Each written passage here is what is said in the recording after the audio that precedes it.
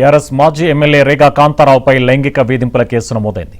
Interview పేరుతో ఫ్లాట్కు పిలిచి లైంగిక దాడి చేశారని, పెళ్లి చేసుకుంటారని నమ్మించి మోసం చేశారని రేగా కాంతారావుపై బాధితురాలు ఫిర్యాదు చేసింది. ఈ ఫిర్యాదుతో పంజాగుట్ట పోలీసులు కేసు నమోదు చేశారు.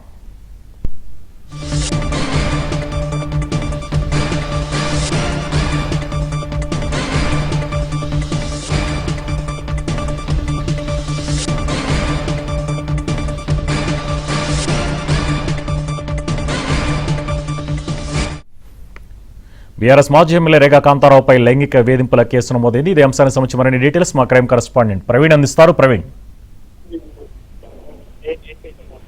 పంజాగుట్ట పోలీస్ స్టేషన్ లో బీఆర్ఎస్ మాజీ ఎమ్మెల్యే రేగా కాంతారావుపై లైంగిక వేధింపుల కేసు నమోదైంది. అయితే పెళ్లి పేరుతో తనని లైంగికంగా వేధించాడంటూ కూడా యువతి ఇచ్చినటువంటి కంప్లైంట్ మేరకు ఈ నెల 26న పంజాగుట్ట పోలీసులు కేసు నమోదు చేసినటువంటి పరిస్థితి కనపడుతుంది.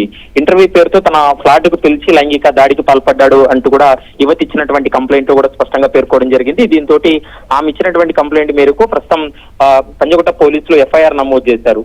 అయితే పెళ్లి పేరుతోటి తనకు దగ్గర అయ్యి మోసం చేశాడంటూ కూడా ఒక అంశాన్ని కూడా అందులో స్పష్టంగా పేర్కొన్నారు. మరోవైపు తనకు తెలియకుండానే ప్రైవేట్ వీడియోలను కూడా చిత్రీకరించాడంటూ కూడా ఆ కంప్లైంట్ లో కూడా పేర్కొన్నటువంటి సందర్భం కూడా కనపడుతుంది.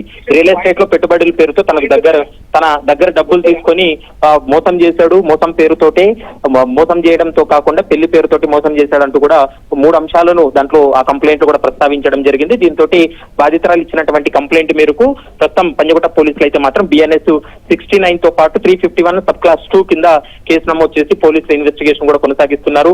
మరోవైపు బాధితురాలి యొక్క ఫోన్ యాక్సెస్ చేసి తన స్నేహితురాలకు సైతం ఇదే రీతిలో మెసేజ్లు పంపుతున్నాడంటూ కూడా ఆ ఫిర్యాదులు కూడా పేర్కోవడం జరిగింది. కాబట్టి ఆ కేసుకు సంబంధించి ప్రస్తుతం పోలీసుల దర్యాప్తు కొనసాగుతుంది. రేగా కాంతారావుకు నోటీస్ ఇచ్చి విచారణ జరుపుతామనేటువంటి అంశాన్ని అయితే మాత్రం పోలీసులు అయితే స్పష్టం చేస్తున్నారు. Right, thank you Praveen.